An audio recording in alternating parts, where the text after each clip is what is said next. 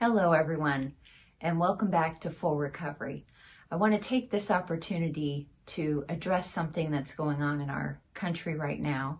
And anything that I do address will be from my own personal memories, my own recollections of stories throughout my life. They are my experiences, and I just want to share a few of those with you to maybe encourage somebody in how to put in perspective the things of this past week, as I have done in my own life.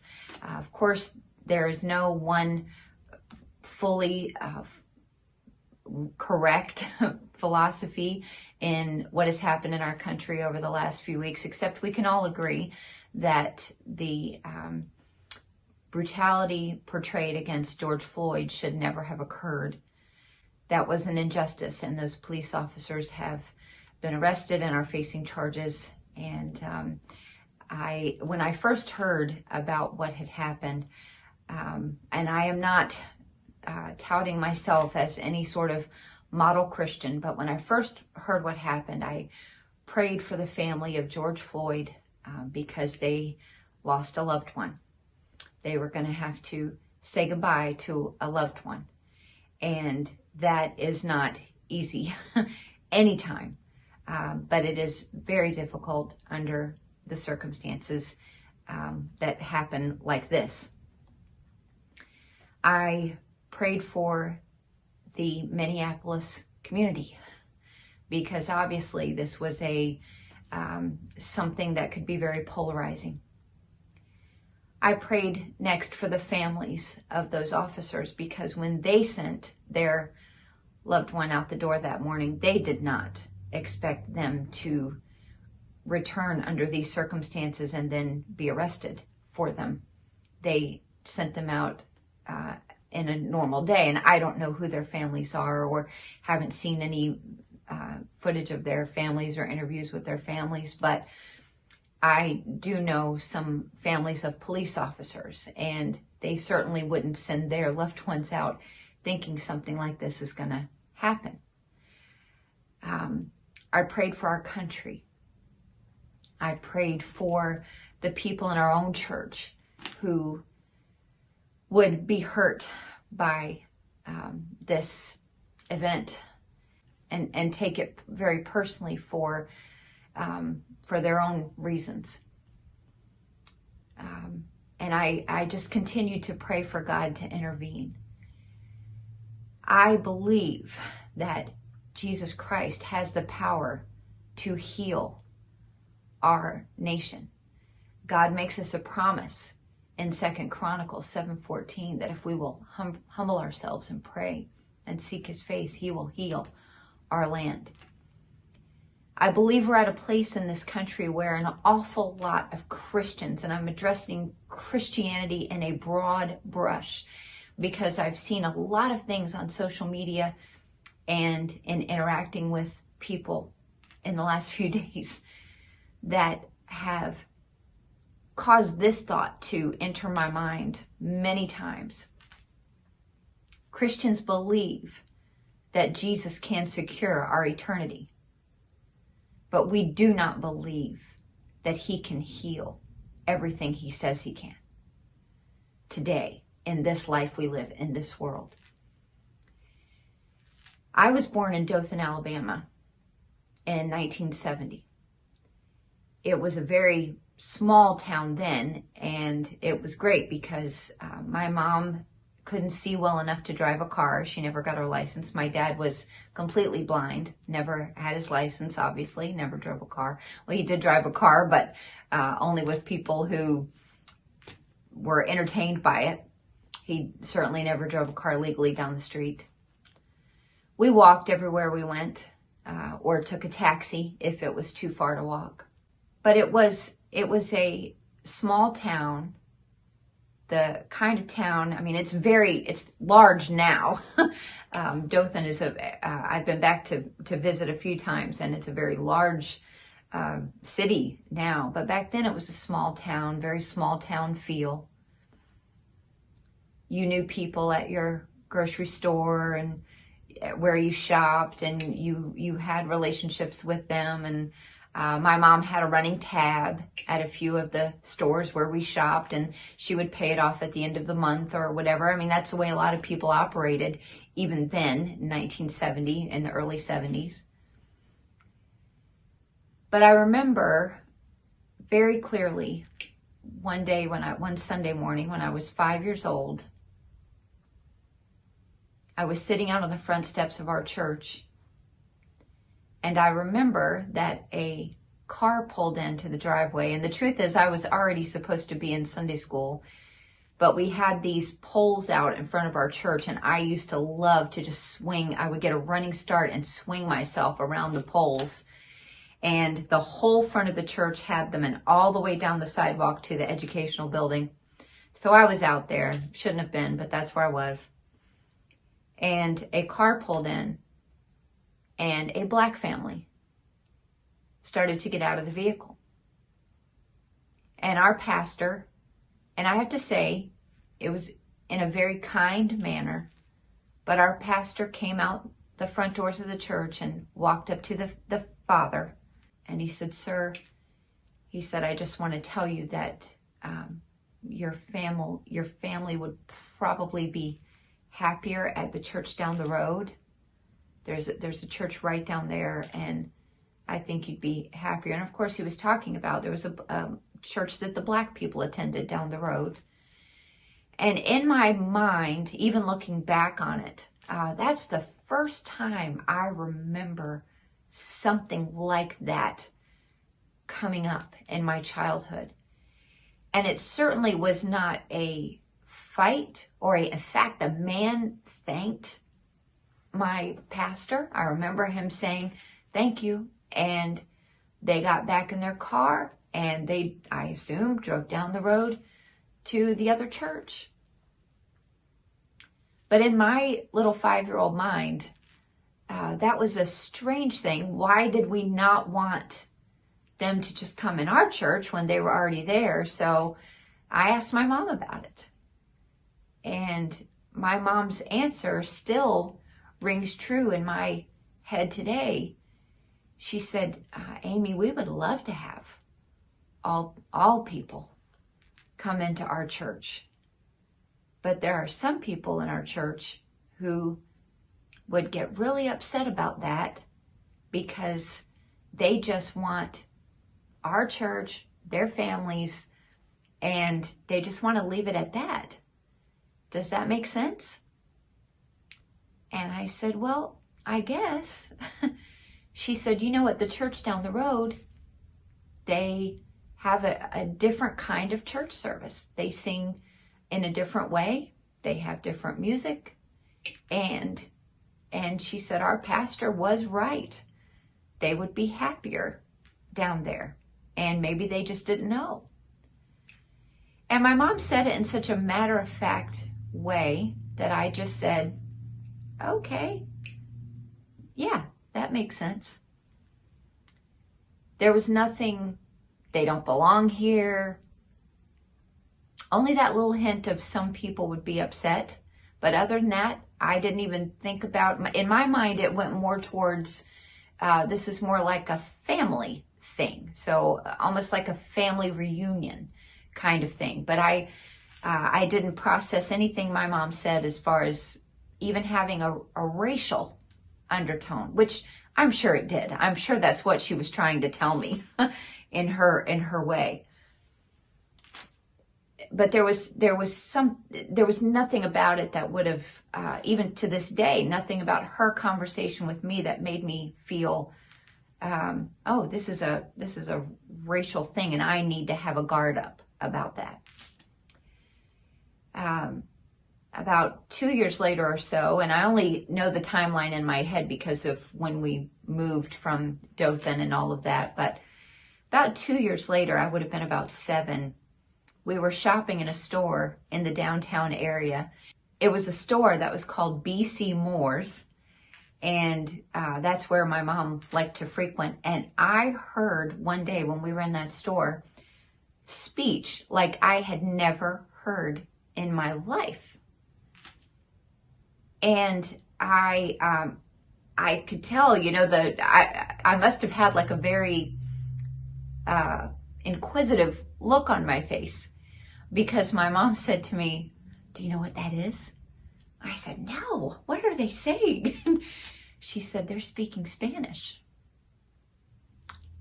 I was a 7-year-old little kid. I never heard the Spanish language.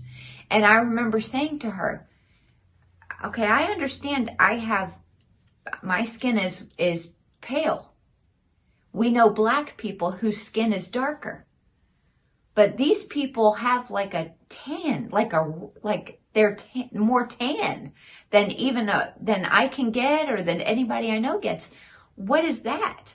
And my mom just said, "That's the way God made their skin. They have more of a tan than we do, and they speak a different language. They speak Spanish." I had never encountered that all the way, or at least in my memory up to that point, all the way until I was 7 years of age. That very next year at school, I was starting a brand new school, and I was going into the 3rd grade at Southside Elementary School.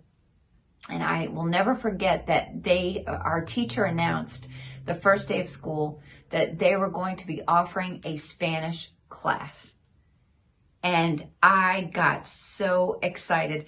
She said, "Not everybody can take this class, but we're going to give you a little test. And then from all grades, we're going to accept a few students to be able to take Spanish."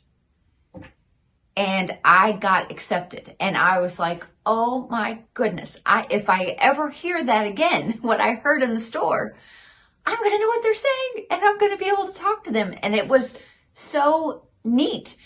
And by the end of that year, I could recognize a lot of words. I ended up taking 2 years of Spanish in high school, and by the second semester of that second year of Spanish, I could speak it conversationally pretty well. I could communicate with my teacher. Her name was Mrs. Pereira, and she was from Cuba. Her father had defected, and she was just an amazing woman, had been through a lot of struggles in her life, had immigrated. Her parents escaped Cuba and immigrated to America, and she was just a child. But what an impact she had on me as a high school student. In fact, she got me into a program to be an exchange student to go to Spain, and I wanted to go so badly, but we ended up moving away from that area. But so I didn't get to go. But that 3rd grade groundwork in Dothan, Alabama, the heart of Dixie, that little southeast corner of Alabama, and the center of my world at the time, was introducing us to a way to communicate with somebody with a little bit different skin color and a different language. And we were excited about it and grateful for it. My mom was so supportive, wanted me to learn everything that I could about Spanish. And then the next year we were moving away, and we moved to Colorado for 6 months, and I never again in elementary or junior high got to investigate learning Spanish until high school. But what a groundwork was laid there for acceptance and learning and growing in that arena. From the time I was 11 years old until I was 17, I spent a week every summer at the Bill Rice Ranch in Tennessee. And that week, every summer, just was, I can still look back on each of those individual weeks as a highlight of my life. They were life-changing.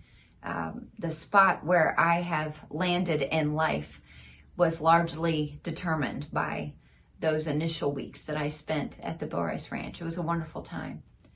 But I remember, I believe that it was the year that I was turning 13. I went to the ranch with our church, and there was a group there from Word of Life Bible School in Schroon Lake, New York. And wow, I was so impressed by those kids.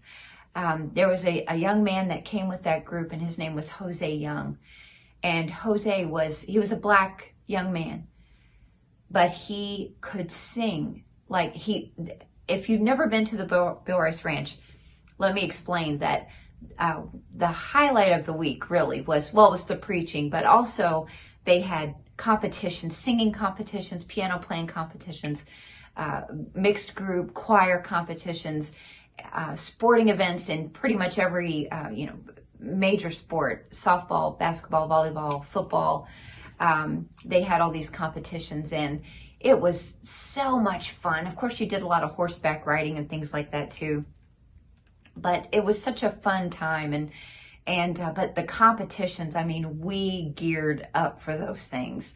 I entered the vocal competition a couple of years. I worked up my nerve. I only won one time, but even that, it was so fun. But this particular year, I was just competing with our choir, but we were up against this group from Word of Life, and let me tell you, they were amazing. They had this young man, Jose Young, musically so talented, so gifted, athletic, just a great young man. I've tried to find in the last few years if there's any off and on. I will search, because I know at one time he had made a tape. If any of you are watching this that happen to have been to the Bill Rice Ranch during those years in the 80s, early 80s, middle 80s, you may know who I'm talking about. I would love to have some of his music recordings. I know he had at least one at one point.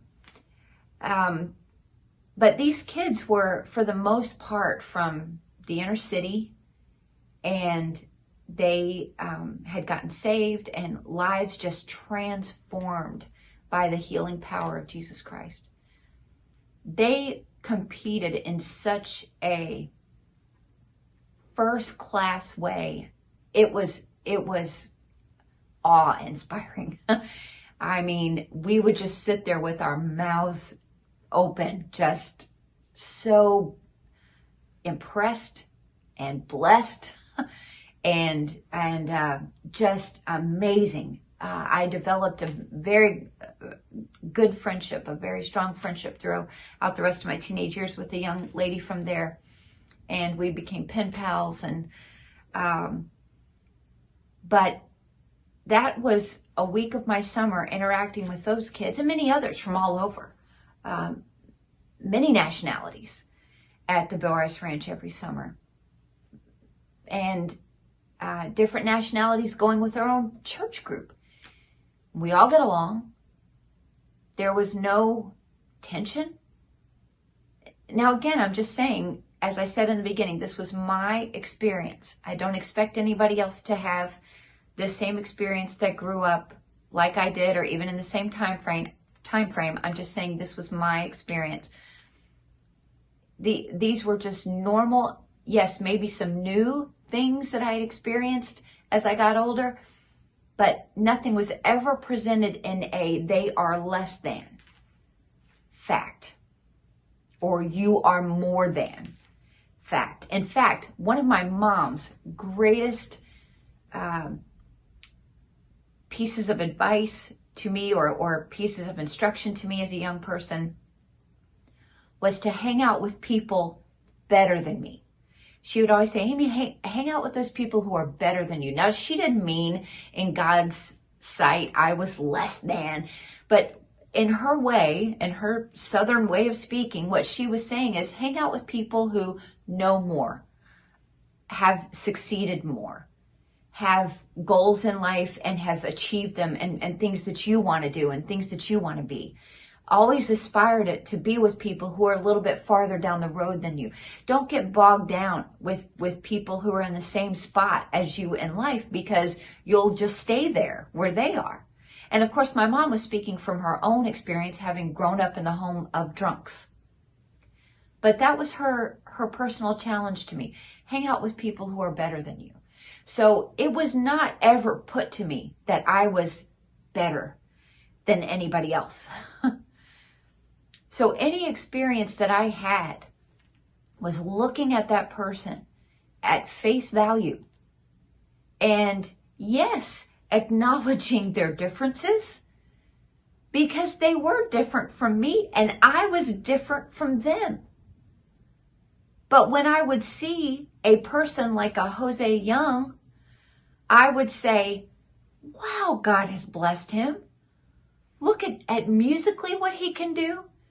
Look at how he would every teenage guy wanted to be him as far as sports were concerned because he was so athletic. Just a very well-rounded young man and very spiritual. At least at that time, what I perceived him to be was a very spiritual leader. And then those encounters with those Spanish people, Hispanics, I want to know their language. I want to learn that. And to have people at my school and to have my mom at home be excited that I was doing that. In our little community in Dothan, Alabama, our community of the world, we wanted to express or I guess investigate the differences. And that continued through my teenage years. I went to 2 years of public high school, Fort Myers High School in Fort Myers, Florida. And I was grateful for that time. I was exposed to a lot of different things. It was a school with several thousand students. It was a very large public high school. And I was chosen out of a group of thousands in a very small group to go and hear people like Jesse Jackson. I can still tell to this day what he talked about. I don't endorse everything he says, but I can tell you on that day what he talked about. And he, at that point in life, and this would have been in 1987, 86, maybe, he had a message of speaking to those who felt dejected and rejected and giving them hope. And you know what?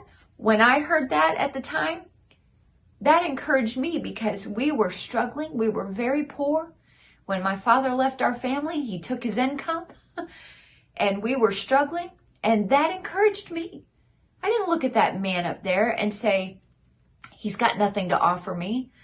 I took his words at face value that day and let them have an effect in my own heart and in my own life. And he had a message of, don't do drugs. Don't turn to drugs. Don't turn to gangs. Don't turn to violence. Don't turn to relationships that you shouldn't have. Have hope. Have hope in God. Have hope in the healing power of his son, Jesus Christ. He spoke those words at my public high school. They're still with me to this day. My last 2 years of Christian high school, my last 2 years of high school, I got to go to a Christian high school. We moved once again to Panama City, Florida. But I was so thankful because I got to go to a Christian high school where that church, and I had been a part of a church that reached all nationalities, or at least tried to, and reached minorities and reached into communities that were struggling. But when I went to that church, they had something called the Spirit of Christmas. When we moved to Panama City, Florida, this was Central Baptist Church in Panama City, Florida. When we moved there, we met a man named Dr. Bradley Price, who up to that point, he's in heaven now. But up to that point, I had not encountered on a personal level a man who had such a heart for inner city people and struggling people. And he had this big dinner every year at Christmas time called the Spirit of Christmas. And we would bring busloads in by the thousands. We never looked at people and said, but are you white enough to come on this day? Or we never looked at them and said, you're too white to come on for this day. Anybody who would come, it didn't matter what you look like, you were welcomed at the Spirit of Christmas. I had never seen anything like that. Thousands of people on that church property. getting a hot meal and being introduced to the Savior, the whole reason for Christmas. I ended up, because of those experiences, going away to a Bible college because I had been taught to reach people and that's what God wanted us to do. I ended up going away to a Bible college that helped me to learn how to do that even more. But I'm grateful for those experiences. We had kids of all races in our Christian school. I never heard a moment of, maybe it happened, maybe some of the kids I went to high school with could have a different story to tell, but I never heard a harsh word about it between students. In fact, I remember I graduated with a young man named Arthur. There were 28 students in our Christian school in our senior class. And when Arthur came to our high school, he had been in a little trouble. But we pretty quickly developed a friendship. And at that time, I was consumed with sports. I played all sports that my high school offered. And I wasn't that great of a dribbler because I just wasn't super coordinated. I could take a decent shot, but I wasn't that great of a dribbler. And Arthur would help me. He was a black young man, had played public high school basketball, and now he was playing at our school. I asked him for tips about it, and there was no, why are you asking me? He understood. I asked him because he was good, and I wanted to be better. That's the kind of environment that it was. As Americans, we are guaranteed the First Amendment right to protest when we disagree with something going on in this country. We are not guaranteed the right to riot or loot, but we do have the right to protest. I have earnestly sought the Lord to heal us from this. We need His intervention. We need His mercy. We need His compassion. We need His understanding. Jesus went through Samaria for a reason. Obviously to reach the woman at the well and to reach that city, that region, but also to show us how it's done. We need to put aside, if there is any racial bias in our hearts, we need to squelch that. And I have no doubt it exists. And I reiterate that my experience growing up was just that, my experience. I don't expect that everybody else has had the same one. And I will tell you that my husband and I have given our lives to not just reach a certain group of people. We have a church that desires to be involved in our community. We don't look at races of people and target races of people. We, up until this quarantine, those of you who are my friends on social media, you know about our dinners for the homeless and needy here in our city.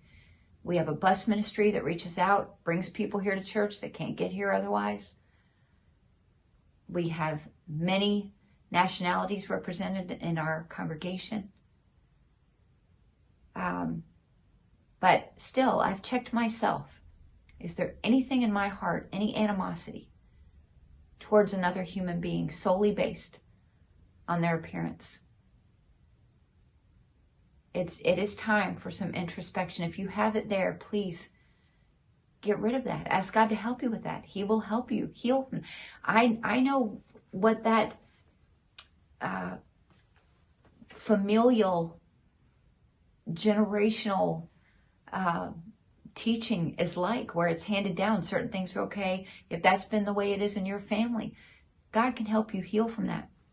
But what I saw this week was a lot of people, Christian young people, and I know they mean well, sharing black squares or making these statements, and then they would say things like, I stand with black people over this issue. It's unjust. It's out of control. We've got to do something. I stand with your right to protest. I stand with my right to protest that. But here's what always happens in these situations. We say, this is an injustice. I stand for making a change in this area. And then it always goes down to, but let me tell you how I was wronged. Let me tell you what I witnessed. And I saw many young people who were not black take this opportunity to run people and places and experiences in the ground with their own personal agendas. You would have been better off saying, let me say nothing. We would be better off saying, let my actions speak louder than my black square.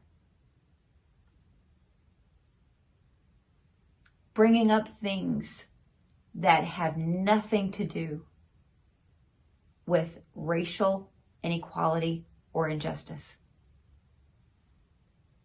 And so here's the question that kept being posed in my mind for the last several days. Can Jesus heal us, or can he not? Does he have the power to not only save our souls and give us a home in heaven, does he also have the power to heal this? I think many Christians are operating today in the he doesn't really have the power to do this category. And I know that because years after things have, and look, I'll be the first to acknowledge some things have gone on in the name of church, in the name of Christianity, that God was very far from. Can those things be used as tools for teaching and helping other people? Absolutely. Sometimes they need to be brought up. But what doesn't need to be brought up is a man was mistreated unjustly, severely, at the hands of a policeman and those who stood by and watched. And I had this bad experience when I was away at Bible college. Somebody said something unkind to me or did something unkind to me, mistreated me. Those do not equal each other. I have asked God several times a day, please heal our nation, help George Floyd's family, help his little daughter get through this, help the families of the police officers who did not envision this happening on that day, help the Minneapolis community, Minnesota residents, help our country to heal from this, and not just put this event behind us. I mean, truly get the healing that only Jesus Christ can bring. I just want to read a few verses from Psalm 103 that I think we may have lost perspective on in dealing with some of these issues. Think about this for your own self. Can Jesus Christ heal you, or can he not? Does he have the power to heal you, or does he not? If he can only heal you, for eternity and heal your soul for your home in heaven, but cannot heal you now from whatever's happened, then he is a liar. And you need to say that instead of saying, I'm a Christian, but he can't heal me now. That's what I'm hearing a lot of this week. I'm a Christian, I believe in God, but I don't believe he can heal me. It is the pervasive thought that is being broadcasted by those who claim the name of Christ. Yes, he can give us a home that is eternally secure, but he cannot give us the healing that we need now. That's not my Jesus. My Jesus can heal now. My Jesus can provide what we need today. Listen to these words. Bless the Lord, O my soul, and all that is within me. Bless his holy name. Bless the Lord, O my soul, and forget not all his benefits, who forgiveth all thine iniquities, who healeth all thy diseases, who redeemeth thy life from destruction, who crowneth thee with loving kindness and tender mercies, who satisfieth thy mouth with good things, so that thy youth is renewed like the eagles.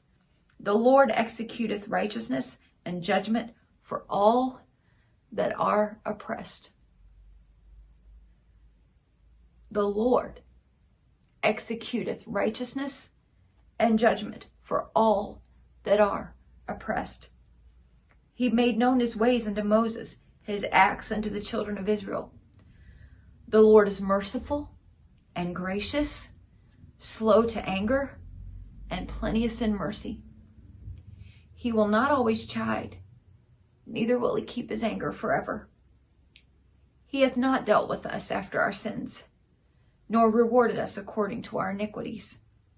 For as the heaven is high above the earth, so great is his mercy toward them that fear him.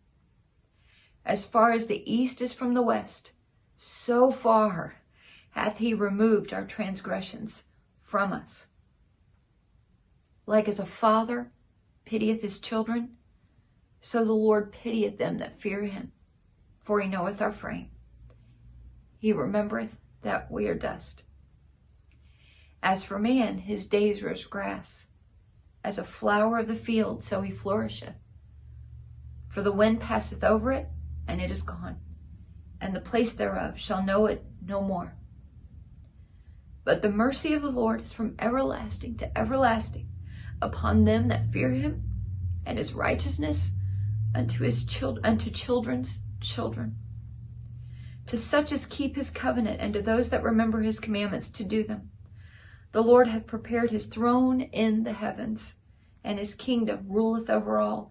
Bless the Lord, ye his angels, that excel in strength, that do his commandments, hearkening unto the voice of his word. Bless ye the Lord, all ye his hosts, ye ministers of his, that do his pleasure. Bless the Lord, all his works, in all places of his dominion. Bless the Lord, O my soul, who healeth all thy diseases. I want to testify to you today. The Jesus that I have put my eternal security in is the same Jesus that can heal whatever you've been through. Do I believe America is a racist country? No, I don't. Do I believe there are elements, pockets of people who struggle with this issue? Sure. Do I believe every policeman is a racist officer? Absolutely not. Do I believe there is a small element that lose control? Sure. Do I believe there is a very small element that are racist and do racially profile? That has been proven. But the rest of us who are God-fearing, Jesus-loving, people-welcoming Christians need to stand up and say, my Jesus can heal this. And we need to kneel in prayer for all those involved, not making it about us, If you are a Christian, you love the Lord, He's capable of healing you. Doesn't matter what you've been through. Doesn't matter the color of your skin. Doesn't matter. None of that matters. Your background, your family history, none of it matters. He can heal it all. But we need to get on our knees and say, God, this isn't about me. Because I already know you have the supernatural ability to heal me. This is about those in our world who don't know you. They need to know you. They need to see Christians who aren't bickering over semantics and language. They need to see Christians who are shining the light of the healing power of Jesus Christ. If you're a Christian who has never tapped into that resource, please do it. Reach out to me. Comment below this video. Let me know ways that you would like to experience healing. There are principles in this book for everything. And the God of this book wants to heal you. Not just your eternal soul, although that is the most important, but to heal whatever you're dealing with on a personal level now. He can do it. He will do it. What kind of Jesus are you portraying as a Christian? Are you portraying, this is for soul searching of your own personal self. Are you portraying a Jesus that cannot heal today, cannot heal certain issues? Or are you portraying a Jesus that loves to heal, is capable of healing, and certainly will do it for those who ask? I want to thank you so much for your time, for watching this video. I know this is a sensitive topic in our country right now, but I do think that more people speaking up about not how something has affected me as far as injustice I've been dealt with, but as far as what can I do for somebody else? How can I give them the love of Christ? I want you to know, above all, Jesus loves you. He wants to heal you, and He can. And so I thank you for clicking on this video, going through this chapter with me. It's Psalm 103, in case you want to look it up on your own. Let it be a healing balm to your soul. Doesn't matter what your background is. He loves you. He cares for you. He wants to bring you the healing that only He can.